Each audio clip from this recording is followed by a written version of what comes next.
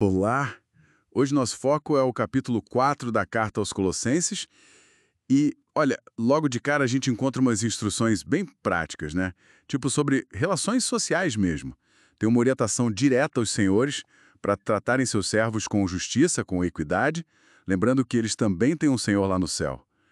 E logo depois o foco vai para a vida espiritual, um chamado para persistir na oração, sabe? Ficar vigilante, agradecer. E aí tem um pedido bem pessoal do Paulo, né? Para orarem por ele, para Deus abrir portas para a mensagem, para que ele possa anunciar com clareza o tal mistério de Cristo. Aquilo que, tipo assim, estava escondido e foi revelado. Mesmo ele estando preso, né?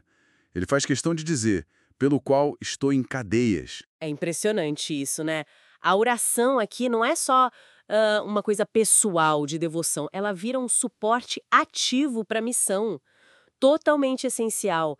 Se a gente pensar no Paulo limitado ali na prisão, essa intercessão da comunidade era tipo uma linha de vida espiritual mesmo, uma forma concreta deles participarem, entende? Mesmo longe. Faz todo sentido. E essa preocupação com a missão continua na conduta do dia a dia, né? Ele aconselha a agir com sabedoria com os de fora. Quer dizer, quem não era da comunidade de fé. Aproveitar cada oportunidade. E tem aquela recomendação muito visual, que a conversa seja sempre cheia de graça, temperada com sal. Ah, essa metáfora do sal é demais, muito rica. Porque não é só ter uma conversa, tipo, agradável, né? O sal antigamente conservava, purificava, dava sabor. Então, uma fala temperada com sal seria aquela com substância, sabe? Com sabedoria prática, que não é fútil, que tem relevância, para saber responder a cada um do jeito certo. Exato. E aí, a partir desse ponto, a carta dá uma guinada.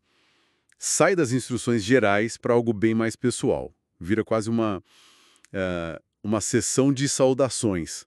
Parece que a gente está abrindo a agenda de contatos do Paulo. É isso mesmo. E isso mostra muito sobre a importância dessa rede de relacionamentos para ele. Ele apresenta o Tíquico, um irmão amado, fiel ministro e conservo no Senhor. Ele foi enviado não só para levar notícias, mas para encorajar o pessoal de Colossos. E junto com ele vai o Onésimo, que é descrito como fiel e amado irmão, que é um dos vossos. Quer dizer, alguém dali mesmo da comunidade local. Isso com certeza fortalecia a conexão, né? Eles eram os portadores das novidades. Verdade. Aí segue mais saudações de gente importante. O Aristarco, que ele chama de companheiro de prisão. O Marcos, primo do Barnabé. E tem até uma instrução para receberem ele bem. Interessante isso. E um Jesus chamado Justo. Observação do Paulo que, olha, é intrigante. Ele diz que esses três são os únicos de origem judaica entre os cooperadores dele que foram um consolo para ele. Isso talvez dê uma pista, né, das dinâmicas complexas ali do ministério, que alcançava cada vez mais não-judeus, e quem sabe um pouco do sentimento do próprio Paulo nesse meio. Depois ele destaca o Epáfras, que também era um dos vossos, um servo de Cristo que, segundo Paulo, sempre batalha por vós em orações. Essa intensidade, batalhando em oração, pela firmeza deles, nossa, revela uma dedicação pastoral imensa. Muita dedicação. E as saudações continuam. Lucas, o médico amado, e Demas. Paulo também pede para saudarem os irmãos da cidade vizinha, Laodiceia, e especificamente a Ninfa e a igreja que se reunia na casa dela. Isso lembra como as casas eram centros importantes para as primeiras comunidades, né? Exatamente. E aqui tem uma instrução quase logística, mas que diz muito sobre a comunicação da época. Paulo orienta que essa carta, depois de lida em Colossos, fosse enviada para ser lida lá em Laodiceia também, e que os colossenses, por sua vez, lessem a carta que viria de Laodiceia. Essa prática de circular as cartas apostólicas era fundamental, né? Para compartilhar ensinamentos, reforçar a unidade e manter a coesão entre as igrejas que estavam espalhadas. Com certeza.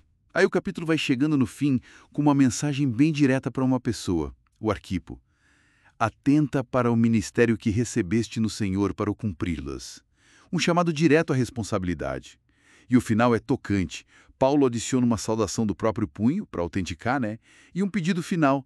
Lembrai-vos das minhas cadeias. A graça seja convosco. Esse lembrete das correntes não é só um pedido de oração, eu acho. É tipo ele conectando a vulnerabilidade dele com a graça de Deus que o sustentava. É isso, resumindo um pouco o que a gente viu nesse capítulo. É uma mistura fascinante, né? Tem conselhos práticos para o dia a dia, para as relações, tem a oração como centro, como combustível para a missão, e, muito claro, a importância vital das conexões pessoais, do cuidado mútuo, da comunidade, mesmo com distância, mesmo com adversidade tipo a prisão. Doutrina e relacionamento ali, ó, totalmente ligados. Fica então uma reflexão, né? Como será que essa mistura tão forte de orientação espiritual profunda com essa atenção toda aos detalhes dos relacionamentos, que a gente vê nas saudações, como isso moldou a força, a identidade daquelas primeiras comunidades? E o que essa interconexão toda ensina para a gente hoje sobre o poder do apoio mútuo na nossa caminhada de fé e propósito? Fica aí para pensar.